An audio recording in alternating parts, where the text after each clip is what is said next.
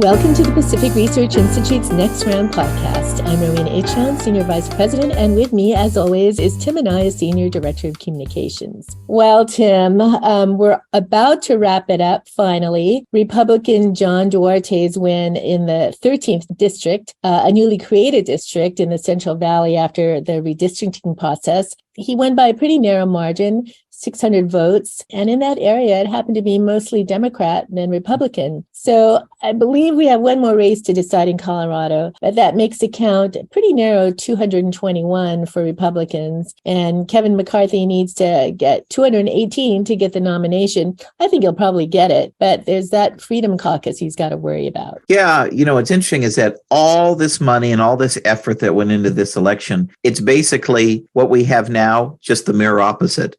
I find it amazing that with all this money spent and all the effort on these elections, really it just is a handful of difference. A lot of those folks is what they're saying is, well, opportunity is knocking, and because the margin is so narrow, maybe I can get something for my vote for speaker. And so I think a lot of it is just kind of posturing and seeing what kind of deal that they could get. And, now that they have the ultimate leverage, what kind of promise could they get? But yeah, I don't see, if you're looking at it rationally, and again, we're assuming that they are all looking at it rationally, well, what is to be gained out of going to Kevin doesn't get 218 and you go to multiple ballots? Do you really get anything out of it? Probably not. Don't forget, there are a lot of moderates and non-Freedom Caucus people. You keep going and going and going. Well, there are all sorts of weird deals that you could make to get 218. I feel like I wouldn't play around with that. If you've got 218 for your party, and you want to control what's going on, it's really in your interest to vote for your candidate for speaker. Otherwise, you could say, as we've had in California, where you could have Republicans and Democrats join together to elect somebody else as speaker. Had it in New York State multiple times. In the state of Alaska, it's happening now, where, you have these kind of internal food fights, and then Republicans and Democrats join together to vote for somebody else for speaker. So we will see what happens, but I think you're right that once the candy has been passed out, it will hopefully be enough to get 218. Right. And this is just the first round of candy. I can see a lot of pork spending over the next couple of years, even by Republicans, to try to corral everybody, into a vote against whatever the Democrats are proposing or a vote for, whatever the Republicans are proposing. Yep. There'll be a lot of candy going around. Well, remember, they voted and they did not vote as Republicans to ban earmarks. And despite all the rhetorics, and I predict you'll still be hearing the rhetoric about how bad earmarks are, but earmarks are good for one thing.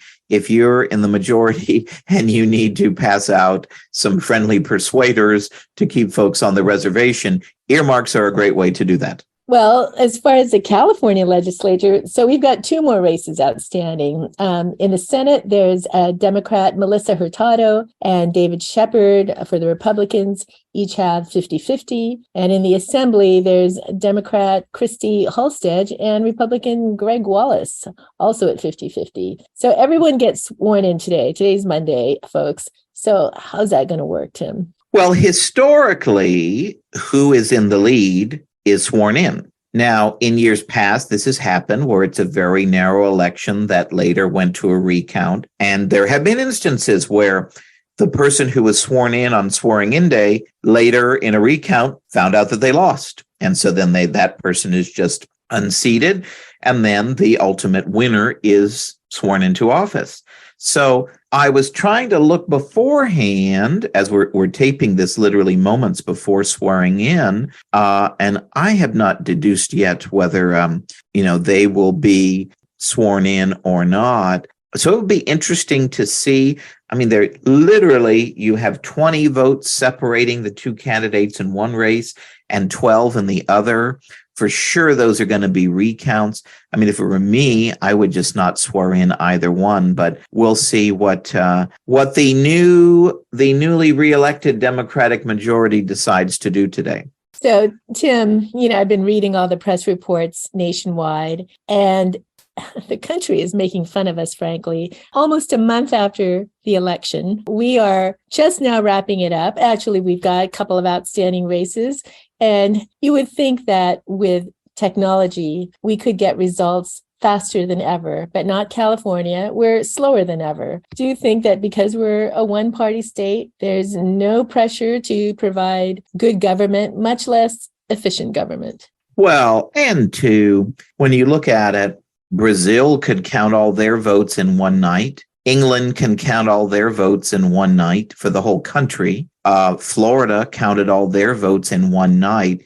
So I think we need to really take a look at what is it? What makes it so that it is so long to do this? Where really, in fact, one of the reasons why we didn't have a post-election All-Stars podcast this year is we realized when we do that the day after the election, well, we really only have a third to 40% of the vote in by that point. And that's really embarrassing for the fifth largest economy in the world that we can't get our act together on that. So I think legislators really need to take a look at this. Is this our election procedures that are doing this? Is it money and manpower? Is it something else? Is it all of the above? And take whatever remedies to speed this up, because when you have election month rather than election day, it feeds the crazy conspiracy theories that are very divisive for our country and our democracy. So I hope lawmakers make this a priority to look into this and remedy this so we can speed up the counts, because it is really divisive right now with the status quo. Yeah, Tim, that's absolutely right.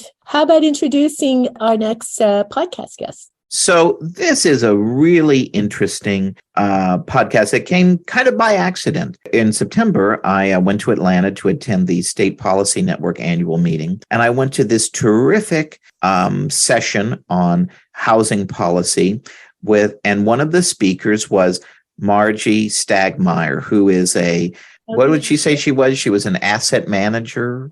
Right.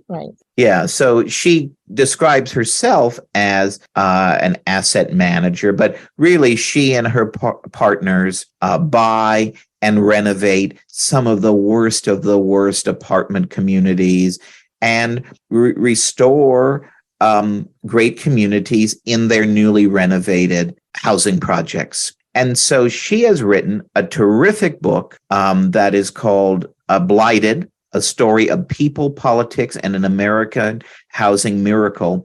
And she talks about a very interesting project that she worked on called the Summerdale Apartment Community. And when you hear her go through her story, she talks about having worked on past projects. She realized the concept that she calls community capital, and how that is important not only to transforming the physical look of where folks are living in poor communities, but really quality of life and transforming so many other ways, including the connection of housing to education. You'll hear her talk about how they talked with experts in every area as they were planning these projects, and also focusing on the people who live in the community and how important they are, and how they're come from very different backgrounds. You'll hear her talk about, you have elderly residents who've lived there a long time, even drug kingpins they had to deal with. So it's a very interesting story, and I think it provides a lot of lessons for folks in California to learn from her example and to learn about how we can do so-called affordable housing projects more efficiently and certainly cheaper. Yeah, I really enjoyed the interview. Her work has been admirable, and she proves that we can lives around. It's not hopeless. We think you'll enjoy this interview too. Thanks so much for joining us. Welcome to PRI's Next Round podcast, Marjy. Well, thank you so much. It's a real honor to be here, and I appreciate y'all including me. So we're thrilled to have you on Next Round to talk about your terrific new book, Blighted, A Story of People, Politics, and an American Housing Miracle. But before we get into your book, share with our listeners a little bit about your background in housing. How did you, as a young girl growing up in poor rural Stone Mountain, Georgia, become a real estate entrepreneur? Well, when I was 11 years old, I was the Monopoly champ of my sixth grade class. And I knew right then and there I wanted to be a landlord when I grew up. I was very fortunate at a young age. I knew I wanted to get into real estate. I'm not particularly book smart, but I know one of my skills is I'm a global thinker and I tend to see trends and I can assemble the larger picture. So what I did is because I came from such a modest background, I decided to work for other people for 10 years and really learn the business. I started my first company when I was 30, and I was very fortunate with a German partner to raise $8 million. And that's basically how I started buying apartments. It's one of my favorite asset classes. In my career, I'm technically an asset manager. And what asset managers do is they look at any property type. I've purchased warehouses, office buildings, land, timberland, apartments. You can look at any property type and try to figure out how to derive value. And that's what I do as an asset manager. So I'm skilled at creating value from chaos, which is sort of how I got into this whole Summerdale model of buying blighted apartment communities. So in the introduction to Blighted, you talk about a time when you and your husband were in your Jeep Cherokee driving to the Ritz-Carlton in Atlanta for a swanky fundraiser that you were very involved in organizing to help the Arthritis Foundation. And you write about how your experience with these kind of wealthy and sometimes snooty folks really shaped your mission in what you set out to accomplish with, both with your company and with the story of the Summerdale apartment community that you tell in the book. So share with us a little bit about that experience and why it's important to the bigger story here. And I'm laughing because the Jeep Cherokee was actually a step up. We had a 1990 Mitsubishi truck that we were joking. We should have taken it to the swanky ball. And it's a stick shift too. But basically, again, I grew up in a modest household, and it takes a lot of social confidence and willingness to engage with people totally outside your comfort zone. And what the crystal ball really did for me was it helped me overcome my fear of dealing with basically wealthy people. In my experience of owning marginalized apartment communities, I am very comfortable dealing with people who are not wealthy, who come from similar means as me. So what the crystal ball did is it really got me out of my comfort zone. And it also made me realize that across the social spectrum, everyone is pretty much the same. Everyone pretty much wants the same thing. So the inspiration for the Summerdale apartment community, which you document in detail in Blighted, was a previous project that you and your real estate partners redeveloped called the Madison Hills apartment complex. It was, as you write, a large, severely blighted apartment community. But in transforming this community, you found something that you didn't expect, a real sense of community here. So tell us a little bit about the Madison Hills project and how it inspired you to take on the bigger project of Summerdale Apartments. So lovely Madison Hills Apartments completely transformed my reality of the social role of landlords. So think about it. Madison Hills Apartments in North Atlanta, it's in a relatively wealthier section of Atlanta, and it was unusual in the fact it was so severely blighted. It had 446 units, which is huge, 990 bedrooms. And when you think about it, a property of this size in any community is almost like a small city. That property in particular housed almost 2,000 people. And what I realized working with this severely blighted, crime-infested, socially stigmatized property is, as the landlord, I'm technically the mayor of this property, and as mayor and as a landlord, you can pretty much make or break families. All I had to do was raise my rents $200 or $300 or just cut out my security budget. And I'm really creating a lot of toxic stress for families and doing that. The property, as I mentioned, had very high criminal activity, and the local government, which was Cobb County, basically wanted it torn down. So technically, right after I bought it, I had a $7 million budget to renovate it, which was a lot of money. I bought this in 2006. And they were trying to get it torn down. So they made me go before a zoning board where I was actually yelled at by the commissioners for being a slumlord. And at the end of the meeting, which was very hostile, and I'm not used to that, I approached one of the commissioners and I asked him, why are they so negative towards me trying to renovate this property? And he said it was because the local school was failing. And I said, what are you talking about? He goes, Brumby Elementary is failing. So the next morning, I went and knocked on the door of the principal. She let me in, and I introduced myself as the owner of Madison Hills, and she explained the concept of transiency and how large apartment communities that are in turmoil, basically the turmoil spills over into the schools, and she was a failing elementary school. So it took me 4 years to get the permits to renovate that project. Luckily, I paid cash for the deal. I did not have a loan. For those landlords listening, I didn't have to worry about my debt. But what I've learned, what creates social capital for low-income families or for any families is community. Think about you growing up in that neighborhood that you maybe lived in for 5, 10, 15 years. I mean, you knew your neighbors. Your neighbors were the families you played with that, wrote letters of recommendation for your college application, that basically helped you get jobs and gave you confidence. And so that's what I've realized, that Madison Hills, this apartment community with 2,000 residents that was in turmoil, what was really lacking was the community capital. And the community capital was technically controlled by the drug dealers. The families weren't free to just roam around the apartment community. They were at the mercy of this one person. So that's really what I learned at Madison Hills, is how a landlord of a large apartment community can really affect the social trajectory of the tenants living there.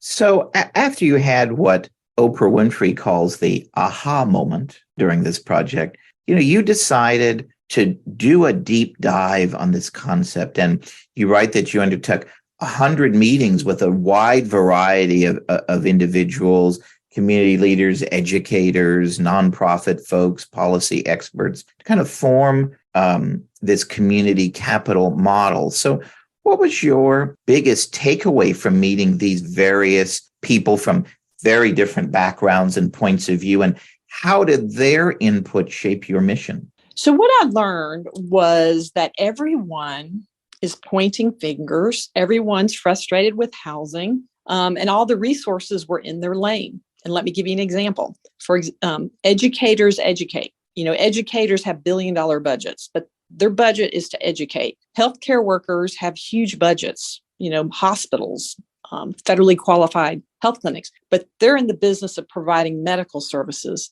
Landlords provide housing. Police officers provide public safety. Foundations invest in their mission. Churches provide community, services. So there's rivers of cash around housing. I call it rivers of cash. I mean, there's banks, there's foundations, there's school budgets, municipalities, and everyone pretty much wants the same thing. Everyone wants safe, affordable, healthy communities, no matter what your income level is.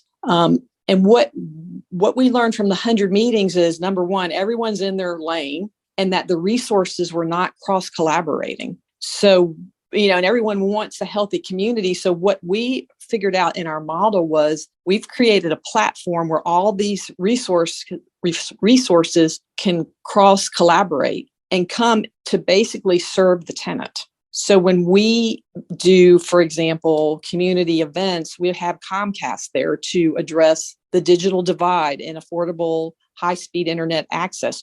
We have the local federally qualified health clinic to offer, everything from, HIV testing. You can get a doctor, dental, hearing, vision appointment set up. You can have your blood pressure checked. You can get your medicine. We have our partnership with our schools, who provide after-school education, free after-school education at our site. So that's one of the things in our model, is we realize that, yes, the landlord controls resources, but there's so many resource lanes around them. And if you braid them, you can really help your tenants build community capital and basically move on. A lot of our tenants have gone into home ownership. A lot of them choose to stay. But we tend to find that the tenants that invest in their community because they have resources make better tenants and make better communities. So Marjy, Blighted shares the story of your efforts to transform the Summerdale apartments using this community capital model. Tell us about what you found initially at Summerdale and how you envision the project would take shape. Okay. I'm assuming you saw the pictures of Summerdale. It was a very scary looking property. It was boarded up, at least part of it was boarded up. There were a lot of people lurking around, a very active regional drug hub, a lot of fire damage. We had a lot of fires from vagrants that were trying to stay warm during the winter time. And if you look at Summerdale Apartments, what we figured out from our model is there are 4 influencers in the housing ecosystem. You've got your structural, which is, of course, the structural condition of the housing. You got your societal, which, of course, is the tenants. Are the tenants taking good care of the structure and being good community stewards? You've got your regulatory challenges, and then you have your capital environment. You know, how much it costs you to borrow money, is funding available, et cetera. So when we purchased Summerdale, at this point, I have owned and managed over 3,000 apartment units. I've owned and managed a lot of blighted apartments, but I've never approached it as a community landlord. There are commodity landlords out there, people that are just going to buy these properties to make a quick buck and flip them. And at one point, I was one of those landlords, but now I consider myself a community landlord. So when we purchased Summerdale, it was intentionally to basically see how we could take this chaotic, marginalized, structurally unsound, very dangerous dwelling, combine it with our community capital model of resources, and see how we could build trust and build a safer community of choice. So when we purchased it, what I envisioned was if we would follow our typical model of the sequence of capital to turn properties around, but I actually documented it. I mean, I documented the day-to-day activity through the eyes of the stakeholders. I started interviewing tenants. I interviewed our police officer. I mean, why would a police officer be spending time in a dangerous dwelling like this, you know, and feel safe? Basically, and that's the story of Summerdale. That's what the book is about. It's the autobiography of a blighted apartment community and our efforts to basically turn it around, which we did. So building upon that, I think, that really brings to life what you're doing here is the stories that you share of the residents of the community. And, as you note in the book, they range from, long-term elderly residents of the building to even, a drug kingpin. So maybe share one or two of the stories of these residents with our listeners. And what did you learn from getting to know and collaborate with these residents that transformed your efforts to rehabilitate the Summerdale community? That's a great question. So I was a commodity landlord. It was to me about dollars and cents. And what I learned from this book is I've never spent time in the living room of a tenant. I've never spent time in the back of a police cruiser. I didn't spend a lot of time in our after school programs or in the classroom that surrounded the ecosystem of this blighted apartment community. And it was fascinating for me to see a property. Now, phase 2 of Summerdale was built in 1998. So when we bought it in 2018, it was only 20 years old. How does a 20-year-old property go into blight? It was a beautiful, vibrant housing community, and it was in complete chaos and disrepair within 20 years. And I really kept asking myself and the people as I was interviewing this question, what causes blight? Is it the people or the structure or the regulatory environment or the capital environments?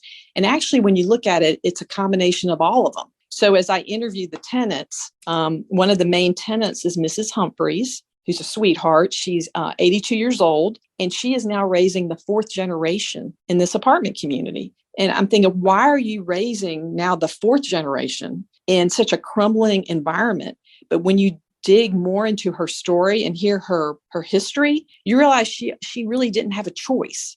She worked as a domestic for family that literally lives in my neighborhood. I probably over the last 20 years have passed her before, either in her car or just in the neighborhood. And once you realize the stories of people like her, she was making $16,000 a year. She was in a community that was affordable, and she had no options because around her things were $200 and $300 a unit more. So she's very religious, very into her faith. She just prayed that things got better. When I started following her great grandsons, you could see the intergenerational poverty between the 4 generations. And pretty much all the children living there when we bought the property, there were 68, including her 2 great-grandsons. They were all completely traumatized.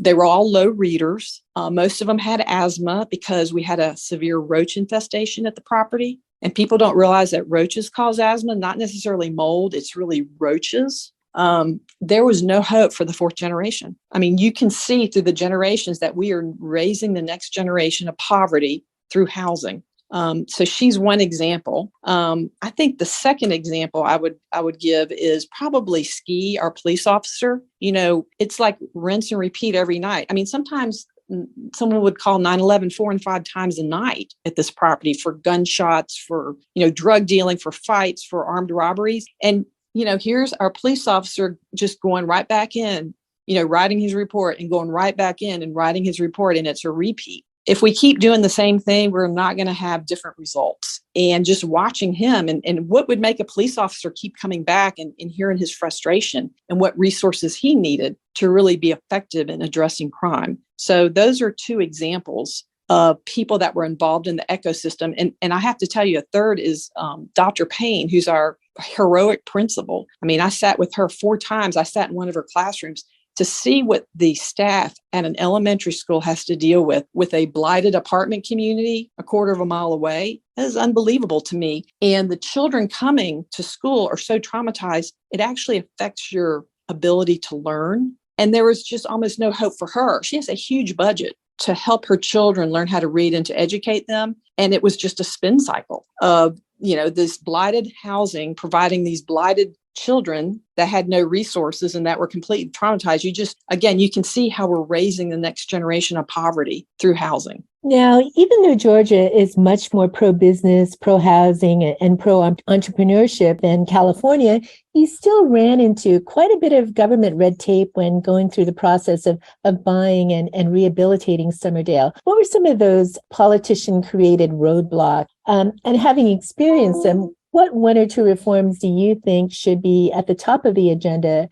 to ensure that future affordable or otherwise housing projects don't face the same hangups? I did a little research on California before I got on this podcast. And actually, California, as you probably well know, has a very, very harsher regulatory environment than Georgia. But that doesn't mean we still don't have a pretty harsh environment. So one of the things I did is I interviewed our permitting office and followed our general contractor going through the permitting process and documented it. And again, it was one of those resources lanes, in my opinion, that contributes to poverty.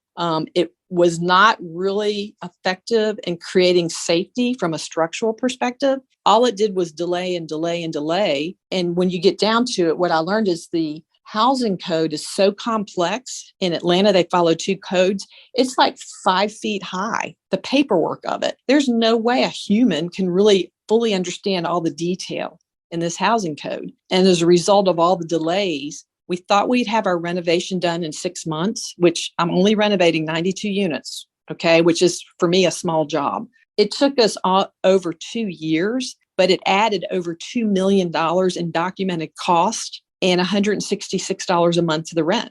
So now with that knowledge, I actually shared that with our new mayor, and he's really looking into this as a policy change to see how we can be more fluid in how we do permitting, especially for blighted apartment communities, because there's no clear law or rules in the code that tell people how you can renovate an older structure that's basically under different code classification. There's no clear path in it. So you're at the whim of whatever inspector or code enforcement person shows up at the property because it's just not a clear path. So that's one of the challenges we saw from a regulatory environment. But I have a whole list of things that I'm working on at the state and local level to see how we can improve housing delivery in Georgia. So what I think, reading the book, one of the most interesting and unique things about your model is the connection you've identified between education and housing.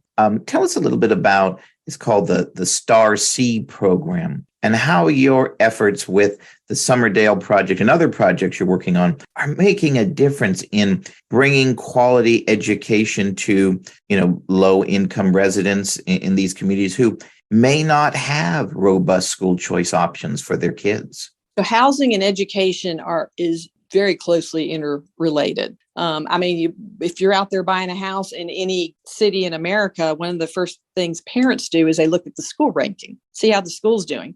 If it's a low performing school, there's a distinct interdependency between home prices and school success. And I looked at those metrics too. When I started writing this book, the average price of a house in the lowest performing school district was under $100,000. The average house of a price in the highest performing school district in Georgia was $863,000. Let's start right there. The strong relationship between housing and education. But if you're in a large apartment community, what we found is one of the things that causes schools to fail is transiency. And transiency is the movement of children in and out of schools during the year. And if you're a low-income family and your family or your landlord raises your rent to $200 per month, you don't have a choice but to move. And you're going to take your kids out of school and move them to a different school. Well, guess what? Research shows that every time a child moves, they lose 3 months of learning. And this is pandemic right now. We see tenants apply for apartments in our properties that this is your second or third move in a year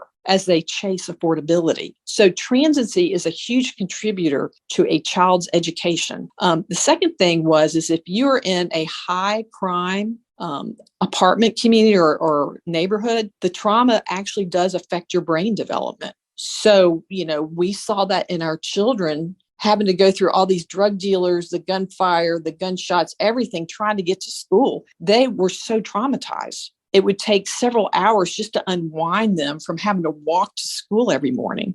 So that's the other thing landlords can do to really help children and education. It's just to have a safe environment where they feel confident and can develop those social skills.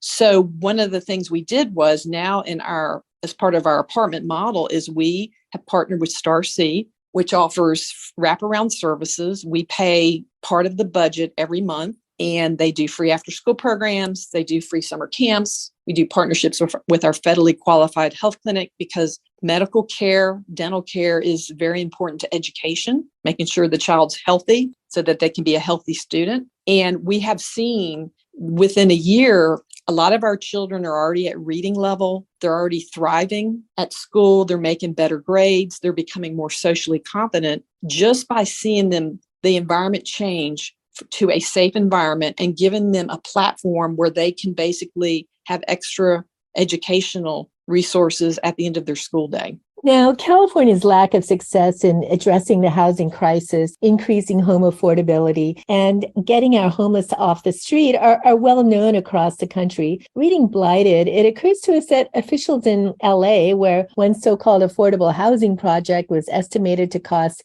nearly $800K per unit, could learn a thing or two from reading your book. So looking across the country from your perch in Georgia, what advice do you have for California policymakers about building housing in a cheaper and a more efficient way? You have got to think out of the box. All right. Now, I will go back and say that California and Georgia are two different states, different politics, different topography, different temperature, different seismic activity, for example. But I did a little research on California, and the approval process to get housing permitted seems to be a lot more bogged down in special interest groups. Also, in California, you have different additional hurdles at the state and local level to study and lessen the environmental impact like noise and traffic. We don't really have that in Georgia. We have some of it, but not to the degree that you have. And then also, I was reading that land is just expensive in California. You just don't have as much developable land as you do in Georgia because of all the mountains. And you just have a higher density.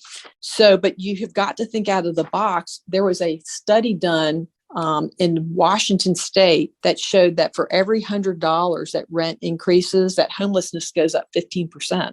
And to me, housing is simple math. I don't know how you unwind the regulatory environment in a sustainable way, but you just have to think out of the box. And that's one of the reasons I wrote this book is I would love for policymakers to read it, because that was the purpose, is to just show the inside from a landlord perspective of how challenging it is to do this housing. But if we can do it in a successful way, how impactful it can be, not only to the families, but to the educators, to the emergency rooms, to the police officers. We have to find a better way to align our resources, and the regulatory environment is one of those ways. It's one of those catalysts that can really create sustainable change in California and Georgia and Wyoming and any state. But yeah, after looking at your laws and your rules, I would love for the policymakers in California to read the book and to have a conversation on how we can improve the model. So finally, Marjy, we call our podcast Next Round because of our proximity to wine country and our love of discussing public policy while enjoying a great glass of California wine. So what wine, beer, cocktail, or other beverage are you enjoying these days and can recommend to our listeners while you're celebrating the publication of your terrific new book? Well, I love this question because you're going to be shocked to learn that this East Coast lady is imbibing in spirits developed by California innovators. So there's a gentleman that lives in Los Angeles. His name is Bill Fay. And Bill Fay and his buddies from UCLA Film School developed a process for polishing distilled spirits, basically to reduce the alcohol burn and balance the flavors. So you can take any bourbon, vodka, tequila, and you run it through the Sterix machine and you don't have that burn. You can really taste the flavors in the spirit. And Bill is known because he was actually in charge of production for legendary pictures. He's actually the genius behind The Hangover, The Patriot, Independence Day. And he decided he was going to do 30 movies and then retire, which is what he did. And then him and his buddies went on to basically invent the Sterix system. And they literally launched the company about a year ago. But I'm a wine drinker, but I really enjoy the spirits through the Sterix process. And they're just starting to launch the model. It's not really available in stores yet. I happen to know him and I am an investor in his company, so I have access. But those are the cocktails I've been enjoying lately. Wow, Marjy, I'm going to check that out. That sounds very, very interesting. So yeah, when it comes out in the market, I'll be looking for it. Thanks so much. Yeah. If you like this episode, please tell your friends and subscribe to PRI's podcast at iTunes, Google Play, Stitcher, TuneIn, iHeartRadio, and Spotify. And when you're on these platforms, don't forget to give us a big 5 stars. If you don't subscribe to any of these, you can still listen on PRI's YouTube page, youtube.com/Pacific Research 1. That's the number 1. Thanks for listening. I'm Rowena Ichon. Hope you'll come back again for Next Round with PRI.